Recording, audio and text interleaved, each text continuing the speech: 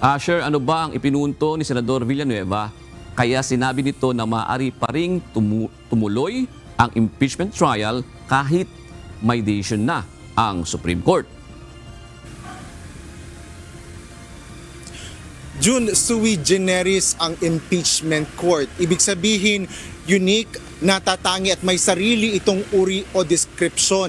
Ito ang nilinaw ni Senador Joel Villanueva kasunod nga ng paglalabas ng desisyon ng Supreme Court na unconstitutional o labag sa saligang batas ang naisampang impeachment case kay Vice President Sara Duterte.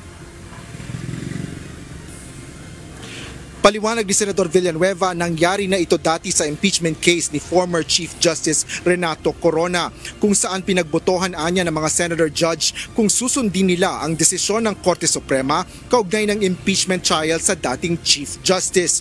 Giit ni Villanueva, nasa impeachment court pa rin ang desisyon. Supreme Court made that decision or not, the impeachment court will proceed. And I'm sure someone will raise it during the impeachment proceedings. For sure, someone will raise it. Diba? So, but we are sui generis ang impeachment court. So, we will proceed. So, these are all questions that will be raised, diba? With the decision of the Supreme Court. Will the impeachment court submit to the decision of the Supreme Court? Ayon naman kay Senador Vicente Tito Soto III, bilang miyembro ng impeachment court, mas gusto niyang marinig kung ano ang masasabi ng House of Representatives. Gayunman, hindi niya rin anya masabi kung may mangyayaring impeachment trial at pag-aaralan din niya ang payo sa kanya ng isang legal luminary kaugnay ng issue.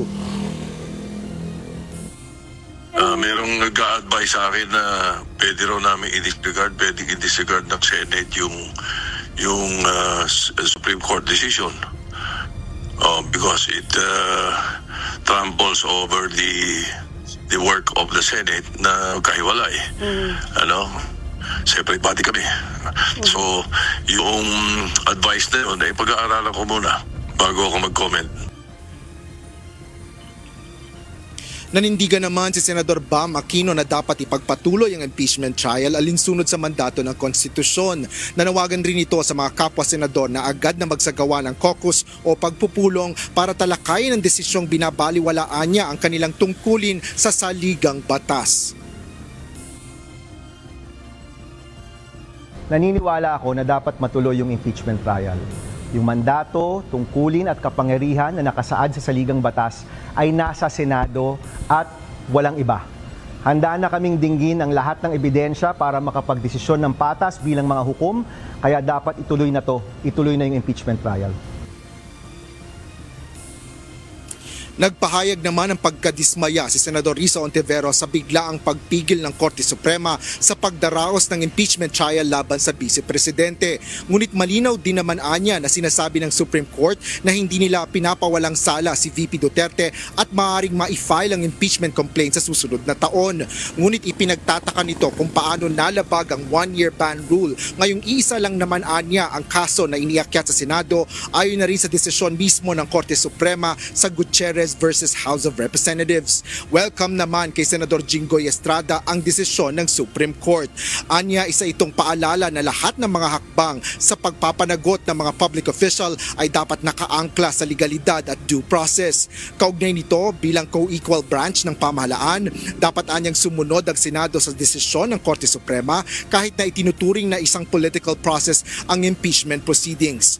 Ayon naman kay Senador Francis Kiko Pangilinan, bagaman hindi pa nito nababasa ang desisyon, mukhang isinasantabi ng SC ang legal principle ng presumption of regularity ng mga aksyon ng co-equal branch. Bagaman kailangang igalang ang Korte Suprema, napapaisip niya siya kung ganito rin ang magiging pasya ng SC kung sinunod ng Senado ang saligang batas kaugnay ng pagsasagawa ng trial forthwith noong Pebrero. Para naman kay Senador Amy Marcos, dapat igalang at respetuhin ang desisyon ng Korte Suprema.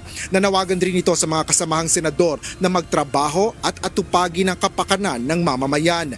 Naglabas rin ng pahayag si Senador Ronald Bato de la Rosa sa pamamagitan ng isang social media post.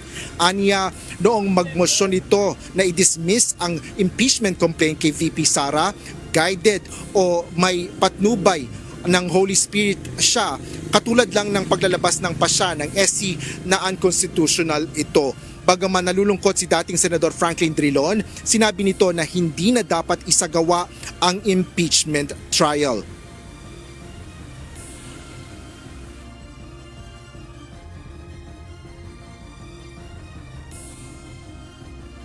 Well, magkakaroon ng constitutional crisis kung gagawin nila yun. Sa akin, hindi na dapat gawin.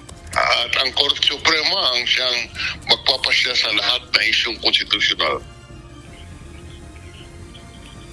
Naglabas rin ng pahayag ang impeachment court kaugnay nito. Ayon kay impeachment spokesperson Attorney Reggie Tonggol, wini-welcome nila ang desisyon ng SC. Hinihintay na lang ng impeachment court ang formal na transmittal ng desisyon ng Korte Suprema at iba pang kaugnay na patnubay na maaaring makaapekto sa jurisdiksyon ng impeachment court. June, sa ngayon ay wala pa rin namang nailalabas na pahayag kaugnay ng issue si Senate President Francis Cheese Escudero. Yan ang latest dito sa Caloocan City. Balik sa'yo. Diba sinasabi nga ni presiding officer at Senate President Cheese Escudero na talagang meron pagkakahawig o kumbaga pareho yung itinatanong ng impeachment court sa House of Representatives, gayon din sa tinanong ng Supreme Court. Di ba pagka merong disputes sa mga legal na bagay, di ba ang reference lagi Supreme Court? Di ba, Asher, ganun yun?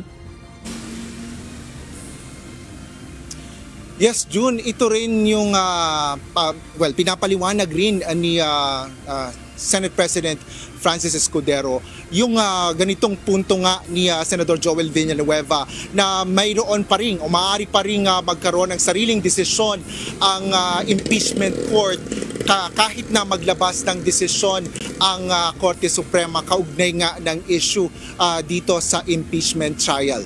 June.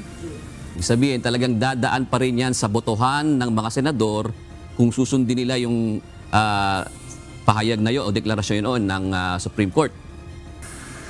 Yes, Jun, yan ang inaasahan na mangyayari nga sa pagbubukas ng impeachment court sa pagkukonvene nito na sinasabi nga ay maaaring mangyari yan sa August 4. Batay na rin sa pagsang-ayon ng ilang ng mga senador kaugnay nito, bagaman isasapinal pa ang schedule ng pagbubukas o pagkukonvene muli ng impeachment court sa pagbubukas ng sesyon at tinataya nila na sa July 29, isang araw pagkatapos nga ng Senate opening, kung kailan isasagawa ang ceremonial opening ng Senado, isasagawa sa July 29 naman yung anumang usapin kaugnay ng mga legislative process at maaari rin inaasahan din nila na maaaring mayroon na ring miyembro ng Senado na magbukas ng issue kaugnay sa muling pagbubukas ng impeachment court o ano paman na usapin kaugnay nito.